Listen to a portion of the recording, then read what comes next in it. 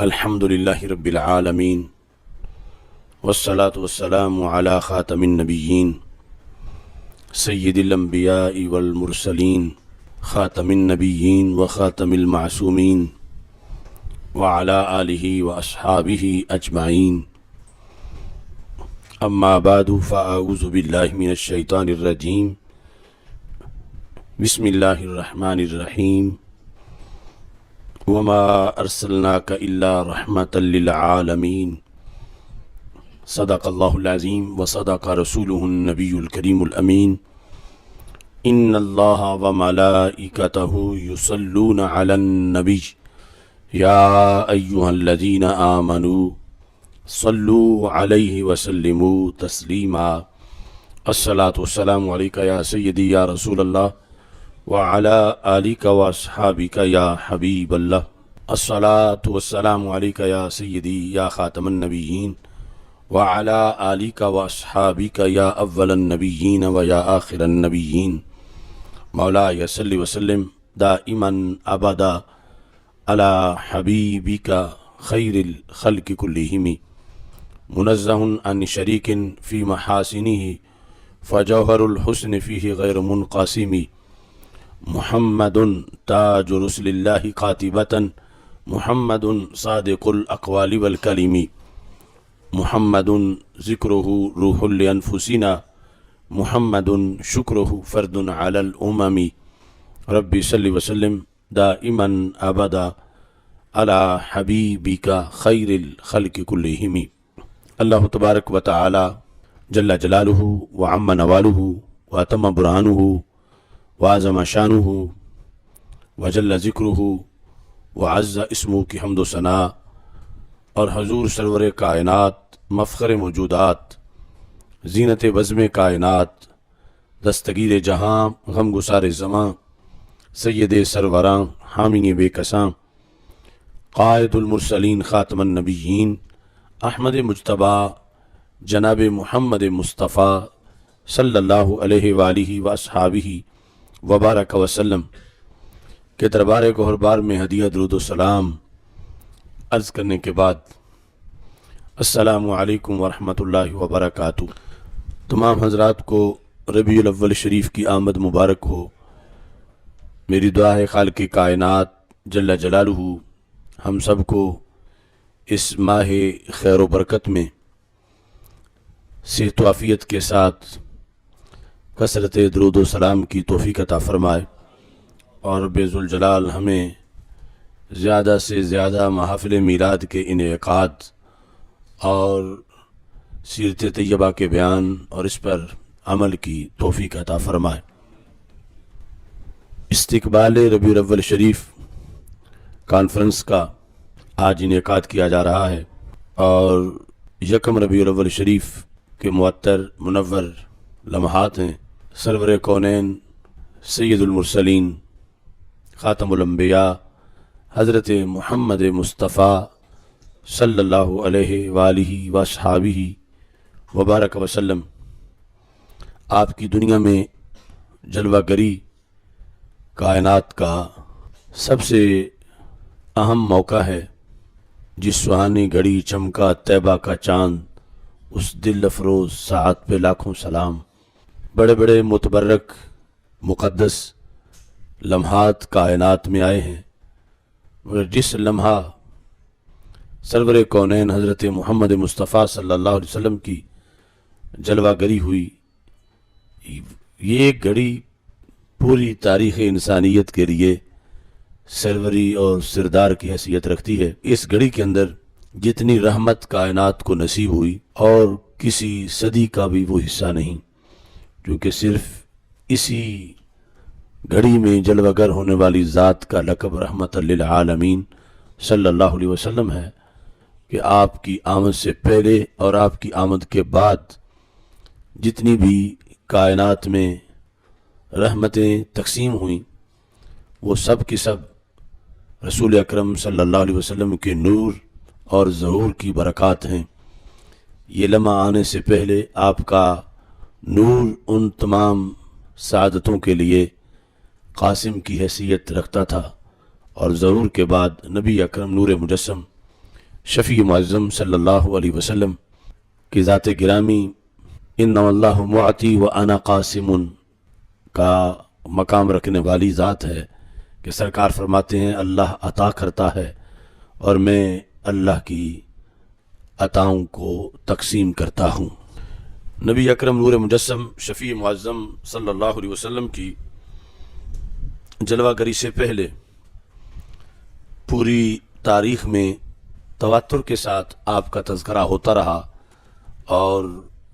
आपके आने की दुआएं मांगी जाती रहीं। जब भी लोग इकट्ठे बैठते थे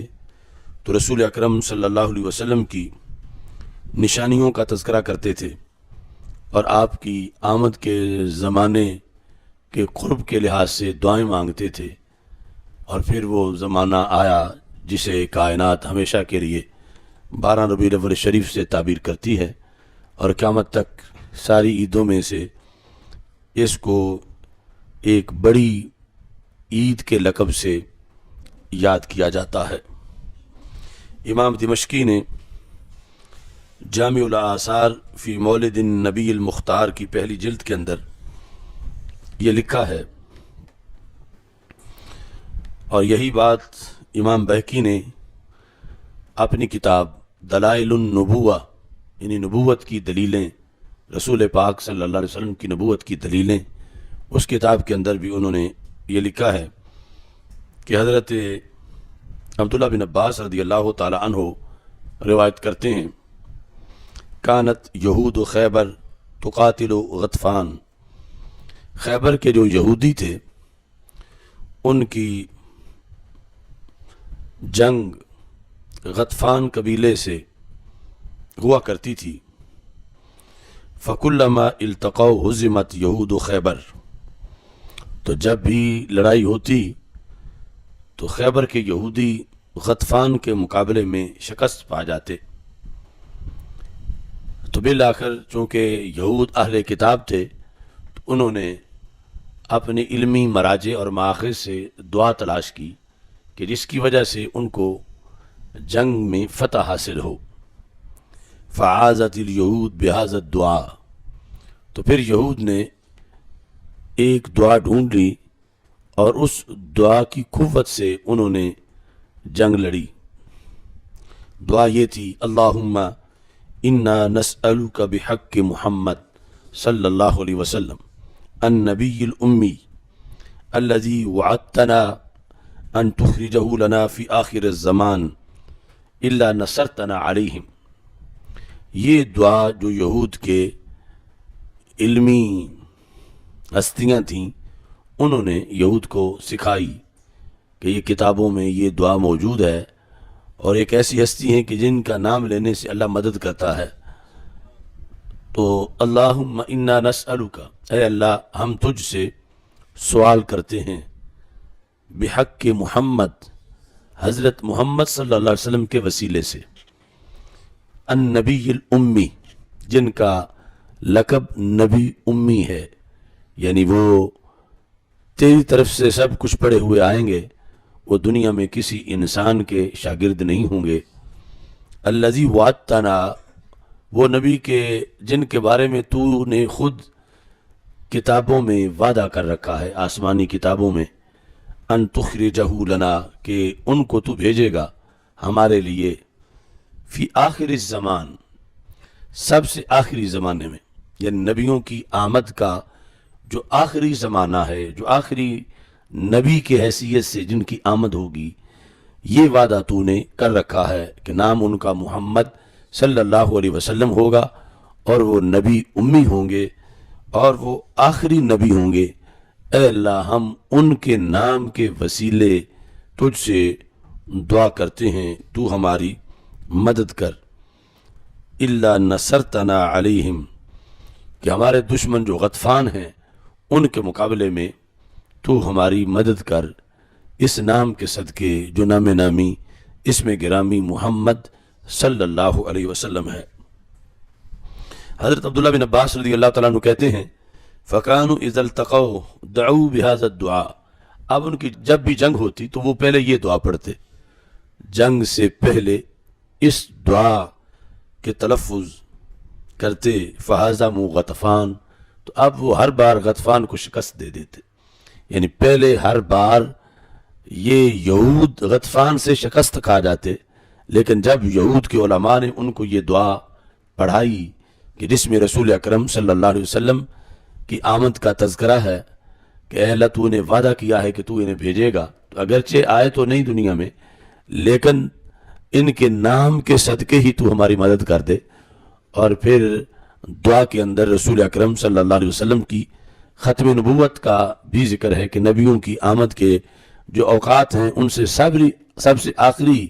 موقع ان کی آمد کا ہے، ان کے بعد کوئی نبی نہیں آئے گا. تو رسول اکرم نور مجسم شفیع معظم صلی اللہ علیہ وسلم کا تذکرہ اس طرح امتوں میں آپ کی آمد سے پہلے بھی برکت کے حصول کے لیے اور مدد کے حصول کے لیے کیا جاتا تھا، اور اس تذکرے میں آپ کے نبی ہونے کا بھی ذکر تھا، اور یہ کہ آپ سب سے آخر میں اس دنیا میں رونق افروز ہوں گے، اس چیز کا تذکرہ بھی موجود تھا. اور پھر رسول اکرم صلی اللہ علیہ وسلم کی جلوہ گری کا جو رب نے پہلی کتابوں کے اندر وعدہ کر رکھا تھا، اس وعدے کا بھی حوالہ دیا جاتا تھا. تو اس سے اندازہ لگایا جا سکتا ہے کہ آمد مصطفیٰ صلی اللہ علیہ وسلم جب کائنات میں نہیں ہوئی تھی، اس وقت آپ کی آمد کے تذکرے سے جب اتنی برکات حاصل کی جا رہی تھیں، تو جب آپ واقعی اس دنیا میں تشریف لے آئے اور پھر آپ اپنی شریعت لے آئے اور پھر اس شریعت کو دنیا میں نافذ کیا، اور پھر وہ شریعت آج بھی ہمارے پاس موجود ہے، تو اب وہ آمد کی گھڑی کہ جس کا بالفعل فیض ہمارے پاس موجود ہے، اب اس کا تذکرہ کس قدر مشکل کشائی اور حاجت روائی کا کام کرے گا کہ جب کہ ابھی آمد ہوئی بھی نہیں تھی، اس وقت بھی نام نامی لینے سے جنگوں میں فتح حاصل ہو جاتی تھی. اور جب رسول پاک صلی اللہ علیہ وسلم آ بھی چکے اور پھر کروڑ فیوز و برکات، آپ کی سیرت، آپ کی صورت، آپ کی شریعت، آپ کے اہل بیت اور آپ کے صحابہ رضی اللہ تعالی عنہم کی شکل میں، قرآن کی شکل میں آپ کے جو فیوز و برکات کائنات کو میسر ہیں، اب اتنی بڑی نعمتیں آپ کے ذریعے سے پا لینے کے بعد آپ کی آمد کا تذکرہ یقیناً باعث رحمت ہے، باعث برکت ہے، اور اس سے انسان پورا سال بلاؤں سے وباؤں سے محفوظ رہتا ہے. اور نبی اکرم نور مجسم شفیع معظم صلی اللہ علیہ وسلم کی آمد پر جس قدر زیادہ سے زیادہ ایک انسان درود و سلام کا اہتمام کرتا ہے، تو خالق کائنات جل جلالہ کی طرف سے اس کے لیے زیادہ خوشبختی اور سعادت کا اہتمام کر دیا جاتا ہے. امام دمشقی ابن عباس سے یہ بھی روایت کرتے ہیں کہ یہود فائدہ حاصل کرتے رہے رسول پاک صلی اللہ علیہ وسلم کے نام سے، یعنی وہ فائدہ کہ جو پہلے کبھی انہیں فتح حاصل نہیں ہوتی تھی، اور جب سرکار کا نام لے کے جنگیں لڑیں تو پھر انہیں ہر بار فتح حاصل ہوئی. فلما بعث النبی صلی اللہ علیہ وسلم، لے کر وہی نبی کہ جن کی آمد کا وہ انتظار کرتے تھے اور اللہ سے کہتے تھے تو نے وعدہ کیا ہے کہ تو انہیں بھیجے گا، اور جنہیں نبی امی کہتے تھے، نبی آخر الزمان کہتے تھے، وہ حضرت محمد مصطفیٰ صلی اللہ علیہ وسلم جب رونق افروز ہوئے کفروا بھی، تو اب ان یہود نے ماننے سے انکار کر دیا، یعنی رسول پاک صلی اللہ علیہ وسلم کو نبی ماننے سے انکار کر دیا. تو مطلقاً رسول پاک صلی اللہ علیہ وسلم کی صفت و ثنا کرنا اور بات ہے، اور رسول پاک صلی اللہ علیہ وسلم کا کلمہ پڑھنا اور بات ہے. کتنے ہندو، سکھ، یہودی، کرسچن ان کی طرف سے، حتیٰ کہ مرزا قادیانی کی طرف سے بھی رسول پاک صلی اللہ علیہ وسلم کی لکھی ہوئی نعتیں ملتی ہیں. تو نعتیں لکھنا اور معاملہ ہے، کلمہ پڑھنا اور معاملہ ہے. تو جب کلمہ انہوں نے نہ پڑھا یہود نے، تو پھر اللہ ناراض ہوا. خالق کائنات جل جلالہ نے یہ آیت نازل کی وَكَانُوا مِن قَبْلُ يَسْتَفْتِحُونَ عَلَى الَّذِينَ كَفَرُوا، کہ یہ لوگ وہ ہیں کہ میرے محبوب کے نام کی برکت سے دوسرے کافروں پر فتح پاتے تھے، فتح طلب کرتے تھے جنگوں کے اندر. فَلَمَّا جَاءَهُمْ مَا عَرَفُوا كَفَرُوا بِهِ، پس جب تشریف لے آئے وہ جنہیں یہ پہلے سے پہچانتے تھے، کفروا بِهِ، تو انہوں نے ماننے سے انکار کر دیا۔ یہ رب ذوالجلال یہود کی مذمت کر رہا ہے اور کہتا فلعنت اللہ علی الکافرین، اللہ کی لعنت ہو کافروں پر۔ تو یہ جو آیات کریمہ ہیں ان میں اس چیز کا بھی پتہ چلا کہ رسول پاک صلی اللہ علیہ وسلم کی آمد سے پہلے آپ کی معرفت پائی جاتی تھی، یعنی آپ کو پہچاننا، آپ کے بارے میں تعارف، جو کہ قرآن کہتا ہے فلما جاءہم ما عرفوا، ما عرفوا یہ جا کا فاعل ہے، وہ آئے جنہیں یہ پہچانتے تھے، یہ یہود جن کو پہچانتے تھے۔ جو لوگ اہل کتاب نہیں تھے مشرکین مکہ، انہیں تو پہلے پہچان نہیں تھی، لیکن جو اہل کتاب تھے جنہوں نے اپنی کتاب میں پڑھا ہوا تھا انہیں پہلے بھی پہچان تھی کہ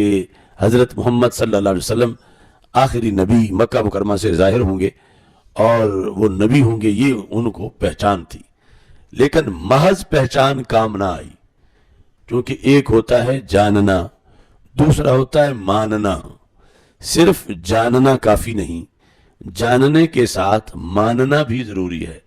اور اگر کوئی جاننے کے باوجود نہ مانے تو پھر سختی بھی زیادہ ہوتی ہے اللہ کی طرف سے۔ یعنی جو جانتا ہی نہیں اور نہیں مانتا تو کافر تو وہ بھی ہے، مگر اس پر وہ وعید نہیں جو جاننے کے باوجود پھر نہ مانے۔ تو خالق کائنات جل جلالہ نے اس واسطے یہود کے لیے فوراً یہاں لعنت کا لفظ استعمال کیا، فلعنت اللہ علی الکافرین، اللہ کی لعنت ہے کافروں پر۔ اب یہاں جن کا ذکر ہے پہلے تو ان کافروں پر لعنت ہے، اور وہ کون ہیں؟ یہود، کہ پہلے تو رسول پاک صلی اللہ علیہ وسلم کے نام نامی کے صدقے فتح پاتے رہے، اتنا کچھ کھاتے رہے سرکار کے نام کے صدقے، اور پھر صفتیں بھی بیان کرتے تھے کہ وہ نبی امی ہیں، آخری نبی ہیں۔ تو اللہ فرماتا ہے جب جنہیں وہ جانتے تھے وہ آ گئے، یعنی حضرت محمد مصطفیٰ صلی اللہ علیہ وسلم، تو کلمہ پڑھنے سے انکار کر دیا۔ آج بھی کچھ لوگ ہمارے بڑے سادہ مزاج ہوتے ہیں کہ فلاں سکھ نے سرکار کی نعت کہی ہے اور فلاں ہندو نے کہی ہے، تو فلاں بد مذہب نے اتنا اچھا قصیدہ لکھا ہے۔ یہ جو ایک معرفت ہے نعت کی شکل میں،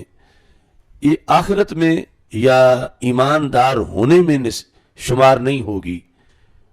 یعنی وہ یہودی یہودی ہی رہے گا، ہندو ہندو ہی رہے گا، سکھ سکھ ہی رہے گا، جب تک کہ وہ رسول پاک صلی اللہ علیہ وسلم کو آخری نبی اور رسول تسلیم نہیں کرتا۔ لا الہ الا اللہ محمد الرسول اللہ صلی اللہ علیہ وسلم یہ کلمہ نہیں پڑھتا، اگرچہ وہ 100 جلدوں میں بھی کتاب لکھ دے رسول پاک صلی اللہ علیہ وسلم کے فضائل پر، سیرت پر، تو اس کے بارے میں یعنی یہ تو کہا جا سکتا ہے کہ اس نے یہ کارنامہ کیا، یہ سیرت لکھی ہے، مگر یہ نہیں اس کے لیے نرم گوشہ رکھا جا سکتا کہ اس کی بخشش ہو جائے گی، مغفرت ہو جائے گی، یا وہ مسلمان شمار ہوگا، کیونکہ جب تک وہ رسول پاک صلی اللہ علیہ وسلم کو نبی تسلیم نہ کرے اور آخری نبی تسلیم نہ کرے،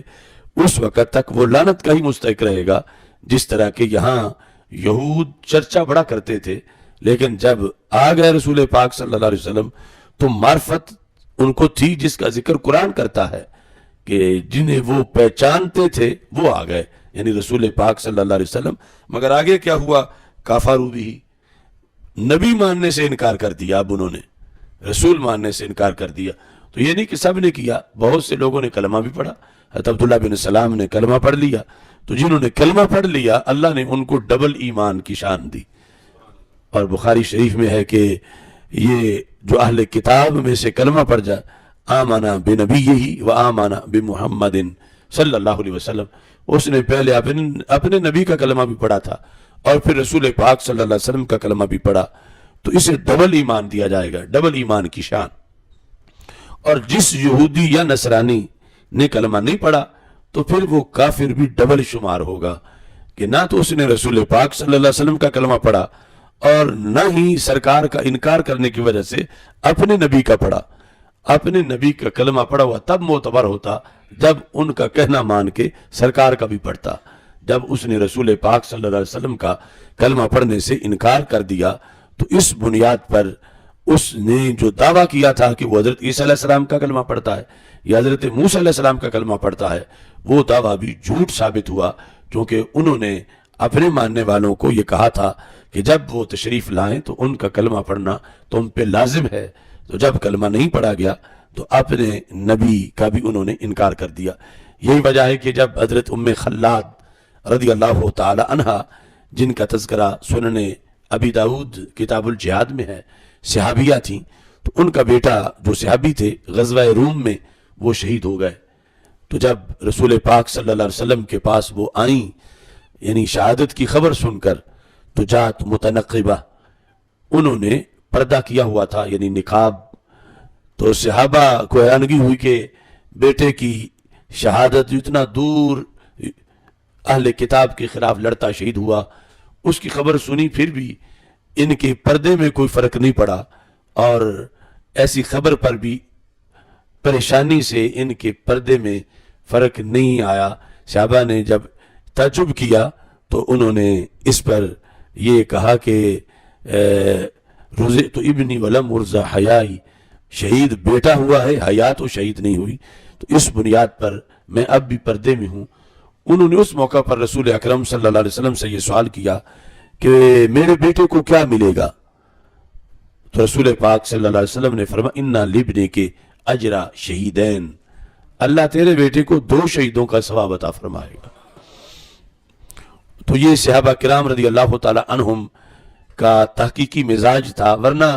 اس غم کی حالت میں ماں کے لیے یہی بہت بڑی بات تھی کہ شہادتیں 2، یہ تو تاریخی بات ہے کہ جان ایک نکلے شہادتیں 2 مل جائیں، لیکن انہوں نے اسی وقت پوچھا یا رسول اللہ صلی اللہ علیہ وسلم یہ کیا سبب ہے کہ میرے بیٹے کو 2 شہیدوں کا ثواب آپ ارشاد فرما رہے ہیں؟ بڑی بڑی جنگیں ہوئی ہیں، بڑے بڑے لوگ شہید ہوئے ہیں، ہر شہید کو 1 شہادت کا ثواب ملتا رہا ہے، آج میرے بیٹے کے لیے آپ فرما رہے ہیں کہ اس کے لیے 2 شہیدوں کا ثواب ہے، تو اس کا کیا سبب ہے؟ تو رسول اکرم صلی اللہ علیہ وسلم نے ارشاد فرمایا لِأَنَّهُ قَاتَلَهُ أَهْلُ الْكِتَابِ، کہ ہماری پہلی جو جنگیں تھیں وہ ساری جنگیں تھیں مشرکین مکہ کے مقابلے میں، وہ بدر ہو، احد ہو، خندق ہو، اور یہی کے جو مختلف قبائل جو مشرکین مکہ کے اتحادی ہوتے تھے ان کے مقابلے میں ہماری جنگیں تھیں۔ یہ جنگ تھی ہماری اہل کتاب کے مقابلے میں، تو اہل کتاب کے مقابلے میں لڑنے والا جو مجاہد ہے وہ مشرکین مکہ کے مقابلے میں لڑنے والے مجاہدوں سے بڑا مجاہد ہے۔ اگر وہ غازی بنے تو غازی ڈبل بنتا ہے، اگر شہید ہو تو شہید بھی ڈبل بنتا ہے، کیونکہ مکہ کے مشرک سنگل کافر ہیں اور اہل کتاب ڈبل کافر ہیں۔ اہل کتاب کے خلاف لڑتا ہوا تیرا بیٹا شہید ہو گیا تو رب نے اس کو ڈبل شہادت کا اجر دیا، کیونکہ اس نے ڈبل کافروں کے خلاف جہاد کیا۔ تو یہ یعنی اس موقع پر بھی رسول پاک صلی اللہ علیہ وسلم نے یہ واضح کر دیا کہ جو مجاہد فوجی ہوتا ہے اس کی قدر و منزلت کا تعین مقابل کے لحاظ سے ہوتا ہے۔ اگر کوئی مسلمانوں کے خلاف لڑ رہا ہے تو اور حیثیت ہے، اگر کافروں کے خلاف لڑ رہا ہے تو پھر اس کی اور حیثیت ہے، پھر سنگل کافروں کے خلاف لڑ رہا ہے تو اور حیثیت ہے، اور ڈبل کافروں کے خلاف لڑ رہا ہے تو اور حیثیت ہے۔ فرمایا لِأَنَّهُ قَاتَلَهُ أَهْلُ الْكِتَابِ، یعنی 2 شہادتوں کا سبب اس لیے بتایا کہ تمہارا بیٹا جن کے خلاف لڑ رہا تھا وہ کافر ڈبل تھے۔ تو یہ جس طرح یہاں پر اللہ تعالیٰ نے فرمایا فَلَعْنَةُ اللَّهِ عَلَى الْكَافِرِينَ، کس کو کہا؟ یہود کو کہا۔ تو وہاں حدیث میں رسول پاک صلی اللہ علیہ وسلم نے فرمایا ڈبل کافر تھے تو ڈبل ثواب ملا۔ تو اس سے عقیدے کا سبق بھی ہمیں ملا۔ آج جن لوگوں کے ویسٹ کے ساتھ روابط مضبوط ہیں ان کے نظریے کچے ہو گئے ہیں، یعنی جو وہاں کی نیشنلٹی لیتے ہیں انہیں بہت سے معاہدوں پر دستخط کرنے پڑتے ہیں، اور بالخصوص جو ان کی آغوش میں سال ہا سال سہولتیں لیتے ہیں وہ پھر اپنے نظریات بھی بدلتے ہیں۔ یہ وجہ ہے کہ ڈاکٹر طاہر القادری نے یہود و نصارہ کو بلیور قرار دے کر کہا وہ بھی مومن ہیں۔ اب قرآن کہتا ہے وہ کافر ہیں، یہ کہتا ہے وہ مومن ہیں، اور حدیث کہتی ہے صرف کافر نہیں ڈبل کافر ہیں۔ تو یعنی بلا وجہ ویسٹ کسی کو پالتا نہیں، اور بلا وجہ کسی کو وہ سہولتیں نہیں دیتا. اب ہماری تصویر بھی لگے آئی ڈی پر تو وہ بلاک ہو جائے اور دوسرے وہاں دورے بھی کرتے رہیں اور نیشنلٹی بھی لیں اور ان کے لیے کوئی مسئلہ نہ ہو. تو اس کے پیچھے کوئی فلسفہ تو ضرور ہے کہ ہماری تصویر بھی ان کی دشمن ہے اور دوسرے خود بھی ان کے دشمن. انہیں برداشت ہے کہ ان کے شہروں میں رہیں, ان کے ویزے لگیں, ان کو نیشنلٹی ملے اور سال ہا سال تک وہ ان کو وہاں پر ہر قسم کی سہولتیں دیں. تو یہ پیچھے یعنی اس طرح کے عوامل کار فرما ہیں کہ ہم نے جب بھی بیان کیا یہود و نصارہ کو تو ڈبل کافر کی حیثیت سے بیان کیا, کیونکہ رسول پاک صلی اللہ علیہ وسلم نے ان کو ڈبل کافر قرار دیا ہے اور قرآن نے ان کو کافر قرار دیا ہے. اور یہ لوگ جو ہیں جس کا میں نے نام لیا, یہ بلیور کی اصطلاح بنا کر ان کو مومن شمار کرتا ہے اور کافر صرف انہیں کہتا ہے کہ جو بت پرست ہو یا ہندو ہو, سکھ ہو, وہ کافر ہے, اور جو اہل کتاب ہیں وہ مومن ہیں اس کے بقول. جبکہ مومن کہنے سے بندہ منکر قرآن بن جاتا ہے کہ قرآن نے ان کو جا بجا کافر کہا ہے. اور صرف کافر نہیں بلکہ سنن ابی داؤد سیاستہ میں جو اہم کتاب ہے اس کے اندر رسول پاک صلی اللہ علیہ وسلم نے اہل کتاب کو ڈبل کافر سے تعبیر کیا ہے. اب یہاں پر نبی اکرم نور مجسم شفیع معظم صلی اللہ علیہ وسلم کی جو معرفت تھی سرکار کی آمد سے پہلے, تذکرہ دیگر بہت سے سورسز میں بھی موجود ہے. اس میں لکھا کانت الیہود تستنصر بمحمد صلی اللہ علیہ وسلم علی مشرک العرب, کہ یہود کی جنگ ہوتی تھی مشرکین عرب کے ساتھ تو وہ فتح مانگتے تھے سرکار کے نام کے صدقے. تستنصر یہ باب استفالہ نصر سے, نصرت سے, مدد چاہنا, مدد مانگتے تھے. کیسے؟ بمحمد صلی اللہ علیہ وسلم, رسول اکرم صلی اللہ علیہ وسلم کے وسیلے سے مدد مانگتے تھے اور کہتے تھے اللہم بس ھذا النبی الذی نجدہ مکتوبا عندنا, اے اللہ جن کا نام ہماری کتابوں میں لکھا ہوا ہے محمد صلی اللہ علیہ وسلم, ان کو دنیا میں تو بھیج دے. اور اس دعا کے اندر بھی کہتے تھے حتی نعذب المشرکین, آ جائیں اگر وہ تشریف لے آئیں تو ہمارا مشرکوں کے مقابلے میں پڑنا بھاری ہو جائے گا, ہم مشرکین کو عذاب دیں گے. وَنَقْتُلَهُمْ, اور ہم ان کو قتل کریں گے, کیونکہ حضرت محمد صلی اللہ علیہ وسلم بھی مشرکین کے خلاف ہوں گے, ہم بھی مشرکین کے خلاف ہوں گے, تو پھر ہمارا پڑنا بھاری ہو جائے گا. یار اب ان کو جلدی بھیج دے. یعنی ایک تو سرکار کا نام لے کر مدد پہلے بھی طلب کرتے تھے اور دوسرا آمد کے بھی منتظر تھے کہ رسول پاک صلی اللہ علیہ وسلم کی ولادت ہو اور آپ دنیا میں ظاہر ہوں. فلما بعث محمد صلی اللہ علیہ وسلم ورأوا انہ من غیرہم, جب رسول پاک صلی اللہ علیہ وسلم کی ولادت ہوئی اور پھر چلتے چلتے وہ وقت آیا کہ آپ نے اعلان نبوت فرمایا تو کفروا بہ, انہوں نے انکار کر دیا کلمہ پڑھنے سے. اس کے پیچھے بھی ان کی ایک سیاسی بیس تھی, وہ اپنے آپ کو عرب کی اپوزیشن سمجھتے تھے یہود.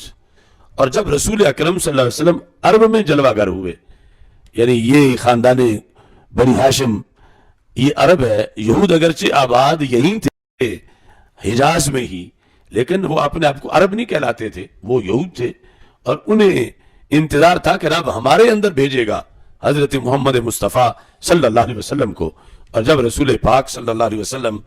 عرب کے اندر بھیجے گئے تو کفروا بہ حسدا للعرب, انہوں نے کلمہ پڑھنے سے انکار اس لیے کیا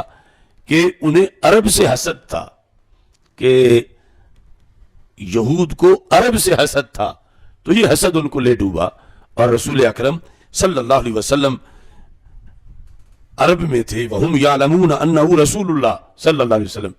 انہیں اس میں کوئی شک نہیں تھا سرکار کی رسالت میں. وہ جانتے تھے کہ آپ اللہ کے رسول صلی اللہ علیہ وسلم ہیں, یہ انہیں پکا پتہ تھا. لیکن حسد کی بنیاد پر جب انہوں نے انکار کیا تو اللہ تعالیٰ نے فرمایا فَلَمَّا جَاءَهُمْ مَا عَرَفُوا कफरू बिही फलानतुल्लाहि अलल काफिरीन, कि जो सिर्फ इस बेस पर अपने कबायली तासुब की बुनियाद पर, ऐब तो कोई मेरे नबी में नहीं, लेकिन ये चाहते थे कि हमारे अंदर मबूस हों, और वो अरब के अंदर मबूस हुए और इन्होंने उनको मानने से इनकार किया, तो जानना भी फायदा ना दे सका। अल्लाह ने लानत की मुशरिकीन पर, इन काफिरों पर, अहले किताब पर, और इसके बावजूद जिन्होंने मानना था वो लानत से बच गए, जिस तरह के हजरत अब्दुल्लाह बिन सलाम रदी अल्लाह ताला अन्हु और दीगर अफराद। तो यहाँ अगरचे ये सारा आमद मुस्तफ़ा सल्लल्लाहु अलैहि वसल्लम का पस मंजर है, लेकिन अहकाम आयात से और एक मसला भी समझ आता है। जानना और है और मानना और है, दोनों चीजें इकट्ठी हो जाए तो नूरुन अला नूर है। और अगर जानना तो पाया जाए, मानना ना पाया जाए, तो फिर उससे बंदे को जर्रा भर भी फायदा हासिल नहीं होता। इसी से ईमान अबी तालिब का जो मसला है वो भी समझना चाहिए कि वहां पर नाते उन्होंने भी लिखी, कसायद उन्होंने भी लिखे। बुखारी की शुरुआत में, सीरत की किताबों में रसूल पाक सल्लल्लाहु अलैहि वसल्लम के बारे में बड़े बड़े अच्छे अशार लिखे, मगर जब मानने की बारी आई, नबूवत मानने की और रिसालत मानने की, तो इसमें नाकामी हुई और हुक्म उस पे लगा जो सही बुखारी में, सही मुस्लिम में, हदीस की दर्जनों सैकड़ों किताबों के अंदर उसका तज़किरा मौजूद है। और इस पर फिर उलमाए आले सुन्नत ने, यानी आला हजरत ने जो फतावा रिजविया में लिखा कि ज्यादा अफसोस इनके ना मानने पर हुआ, कि जो नहीं जानते थे ना माना, उन पर तो इतना अफसोस नहीं, जानते ही नहीं थे, और जो इस कदर जानते थे कि एक एक वस्फ रसूल पाक सल्लल्लाहु अलैहि वसल्लम का अपने शेरों में बयान किया, लेकिन सिर्फ जब कहा कि जिनकी इल्म मानते हो, जिनका तकवा मानते हो, जिनकी शुजात मानते हो, जिनका हुस्न जमाल मानते हो, जिनका सब्र इस्तिकामत मानते हो, जिनकी दलेरी मानते हो, इनको नबी भी मानो। और खुद यानी आज हमारे पास जो दावत पहुंची वो तो बिल वास्ता, और वो दावत कितनी अहम थी जो खुद सरकार अपनी जुबान से दे रहे थे, जिसका जिक्र सही बुखारी शरीफ में है। तो उसके कबूल ना होने पर अफसोस भी बहुत ज्यादा है। तो इस बुनियाद पर यानी ये आयात का ये मकाम वाज़ेह करता है कि जान लेना काफी नहीं, इनके जानने की गवाही तो अल्लाह दे रहा है कि यहूद जानते पूरा थे कि रसूल पाक सल्लल्लाहु अलैहि वसल्लम अल्लाह के रसूल हैं, मगर मानते नहीं थे। और जानने के लिहाज से तो यहां तक था कि वो कहते थे, हमें अपने बेटों के बारे में कोई पूछे कि तुम्हारे घर ये जो तुम्हारा बेटा पैदा हुआ,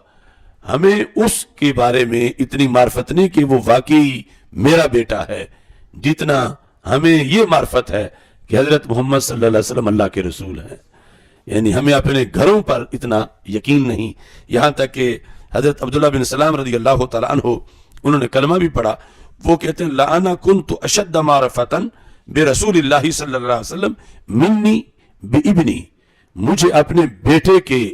मेरा बेटा होने पर इतनी मार्फत हासिल नहीं थी जितनी मुझे हजरत मोहम्मद सल्लल्लाहु अलैहि वसल्लम के अल्लाह के रसूल होने की मार्फत हासिल थी। इस पर वो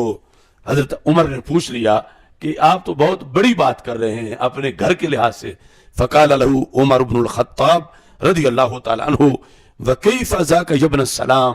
ए अब्दुल्लाह बिन सलाम, ये किस तरह आप कह रहे हैं कि आपको अपने बेटे के बेटा होने के बारे में इतनी मार्फत नहीं थी जितनी हजरत मोहम्मद मुस्तफ़ा सल्लल्लाहु अलैहि वसल्लम के रसूल होने के बारे में है। तो उन्होंने जवाब में ये कहा, लिअन्नी अशहदु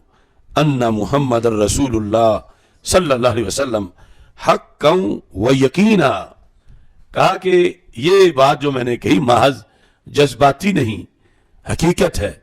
कि मैं हजरत मोहम्मद सल्लल्लाहु अलैहि वसल्लम के बारे में जब कोई पूछे कि ये रसूल है, तो मैं सिर्फ ये नहीं कहूंगा इन्नहु रसूलुल्लाह, मैं कहूं इन्नी लअशहदु, मैं गवाही देता हूं, इन्नी लअशहदु, मैं गवाही देता हूं, अन्ना मुहम्मदन रसूलुल्लाह हक़्क़न व यकीना, कि हजरत मोहम्मद मुस्तफ़ा सल्लल्लाहु अलैहि वसल्लम अल्लाह के रसूल सल्लल्लाहु अलैहि वसल्लम हक हैं और यकीन के साथ हैं। कहता ये तो मैं कहता हूं अशहदु, मगर वअना ला अशहदु बिज़ालिका ला इब्नी, और मैं अपने बेटे के बारे में अशहदु नहीं कहता कि मैं ये गवाही देता हूं कि ये जो मेरे घर पैदा हुआ ये मेरा ही बेटा है, मैं इस पर गवाही दूं, मैं नहीं देता। लिअन्नी ला अदरी मा अहदसन निसाउ, क्योंकि मैं नहीं जानता कि अहद जाहिलियत में औरतें क्या कुछ करती रहीं। इन्नी ला अदरी मा अहदसन निसाउ, मुझे यानी उधर इल्जाम भी नहीं लगाता, लेकिन मैं अपनी जुबान से वो लफ्ज नहीं बोल सकता जो रिसालत के बारे में बोलता हूं। इन्नी ला अदरी, मुझे नहीं मालूम, मा अहदसन निसा, कि औरतों के क्या रवैये रहे हैं इस जमाने में जब मेरा बेटा पैदा हुआ। मुझे मेरे घर मेरी बीवी के यहां पैदा होने वाले बेटे का वो यकीन कि ये मेरा ही है, ये ऐसा नहीं है जैसा मुझे हजरत मोहम्मद सल्लल्लाहु अलैहि वसल्लम के रसूल होने का यकीन है। तो हजरत उमर रज़ी अल्लाह तआला अन्हु ने जब ये सुना तो कहा वफ़क़कल्लाहु यब्ना सलाम, ए अब्दुल्लाह बिन सलाम, अल्लाह तुझे तौफीक दे, मुवफ़्फ़क़ बनाए कि ईमान तो इसी चीज का नाम है कि जो कुरान ने कहा कि इन्हें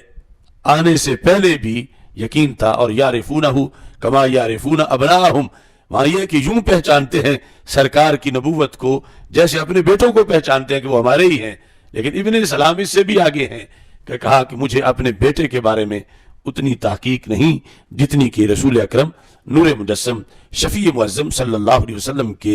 रसूल होने की मुझे तहकीक और मुझे यकीन है। फिर रसूल अकरम सल्लल्लाहु अलैहि वसल्लम की जब आमद हुई तो ये तज़किरे फिर भी हुए। आज जो ही ये मौसम ईद मिलादुन नबी सल्लल्लाहु अलैहि वसल्लम का आता है तो बहुत से लोगों को इन अल्फाज पे इख्तिलाफ हो जाता है। बिलखुसूस लफ्ज़ मिलाद जो है ये तो एक हक बातिल के दरमियान इम्तियाज का इस्तियारा बन चुका है कि फलां लोग मिलाद मनाने वाले हैं, फलां लोग मिलाद नहीं मनाते, फलां लोग मिलादी हैं और दूसरे कोई अपना नाम और बताते हैं। हम इस लफ्ज को बतौर बरकत, बतौर हक्कानियत के तस्लीम और जिक्र करते हैं, जबकि दूसरे इसे एक बिदत का तासुर देने के लिए और मिलाद मनाने वालों को माज़अल्लाह बिदती करार देने के लिए इस लफ्ज का इस्तेमाल करते हैं कि ये तासुर देते हैं कि शायद ये इमाम अहमद रजा बरेलवी रहमतुल्लाह अलैह ने ये कोई लफ्ज गढ़ लिया और आगे लोगों ने फिर ये महफिल शुरू कर दी। तो इस लफ्ज के पस मंजर के लिहाज से भी हमें इस्तिकबाल रबीउल अव्वल शरीफ के आज के प्रोग्राम में वजाहत करनी है कि हमारी जो 6 बड़ी किताबें हैं कुरान के बाद जिनको सिहा सित्ता कहा जाता है, उनमें एक बड़ी किताब का नाम है जामे तिरमजी, और जामे तिरमजी सुन्नत का हदीस का बहुत बड़ा ज़ख़ीरा है। और ये नसाई, अबू दाऊद, इब्ने माजा उनके मुकाबले में इसको ज़्यादा अहमियत और फ़ौक़ियत दी जाती है। ये बुखारी मुस्लिम से तो कम है लेकिन उन किताबों से इसका दर्जा बड़ा है। तो जामे तिरमजी के ये जो बैरूत की छपी हुई जामे तिरमजी है, इसकी जिल्द नंबर 4 में इस नाम से पूरा बाब कायम किया गया है, जिस लफ्ज को आज ये देवबंदी वहाबी एक अछूत करार देते हैं और इसको एक नई चीज करार देते हैं। उस वक़्त यानी इमाम तिरमजी जिनकी वफात 297 हिजरी है और विलादत से पहले यानी 2 सदियां सिर्फ गुजरी हुई थी, उस वक़्त जब उन्होंने ये किताब लिखी जामे तिरमजी, तो इसकी ये जिल्द नंबर 4 के सफ़ा नंबर 424 पर इन्होंने पूरा बाब इस नाम से इन अल्फाज के साथ कायम किया। और ये बाब भी हक बातिल के दरमियान फर्क करने वाला है। 426 सफ़ा किताबुल मनाकिब, तो इसका नाम है बाबु माजा फी मीलादिन नबी सल्लल्लाहु अलैहि वसल्लम, यानी बाबु माजा फी मीलादिन नबी सल्लल्लाहु अलैहि वसल्लम, रसूल पाक सल्लल्लाहु अलैहि वसल्लम के मीलाद के बारे में जो बाब है। तो यानी ये इमाम अहमद रजा बरेलवी ने कोई लफ्ज़ मीलाद घड़ के या اس کو میلاد النبی کہہ کر اور پھر دنیا میں اس کو رائج کیا ہو،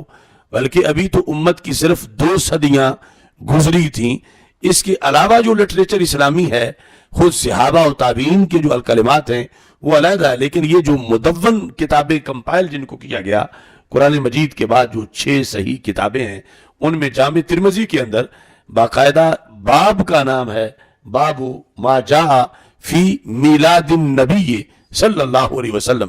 کہ رسول اکرم صلی اللہ علیہ وسلم کے میلاد کے بارے میں جو کچھ آیا ہے حدیث میں، اس کا اس میں ذکر کیا جائے، ما جاء فی میلاد النبی صلی اللہ علیہ وسلم۔ تو اس بنیاد پر یعنی میلادی ہونا، میلادی کہلوانا، میلاد منانا، یا میلاد کا لفظ، یا میلاد ہاؤس، یا محفل میلاد، یہ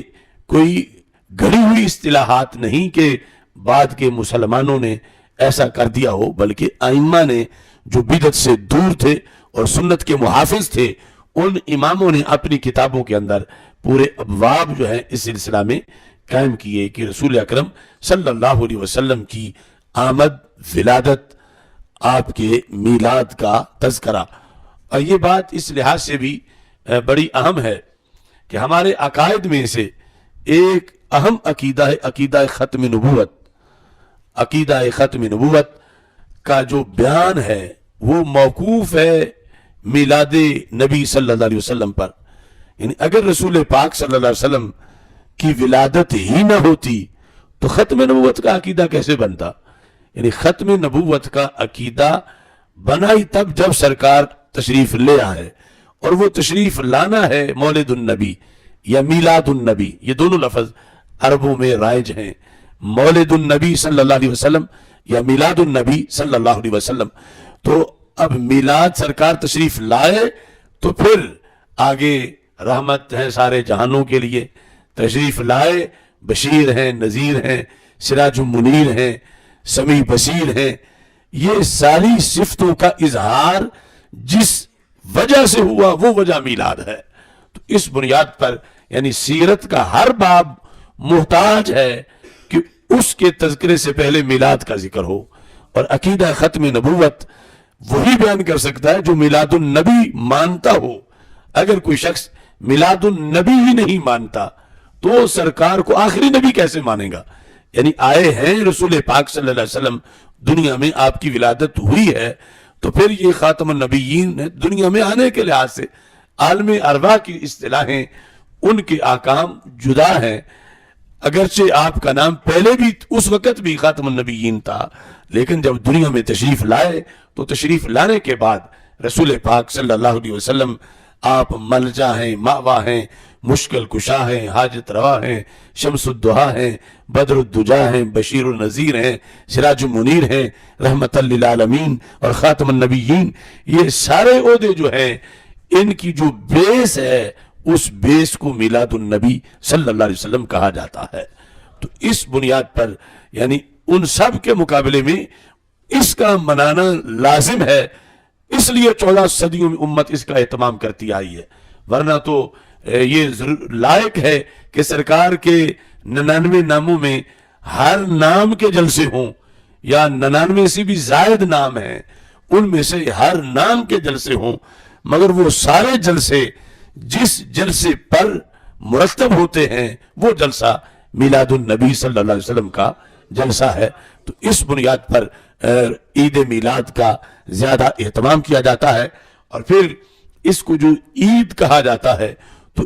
عید کا لغوی معنی یہ ہے کہ جو دن عود کر کے آئے، لوٹ کے آئے،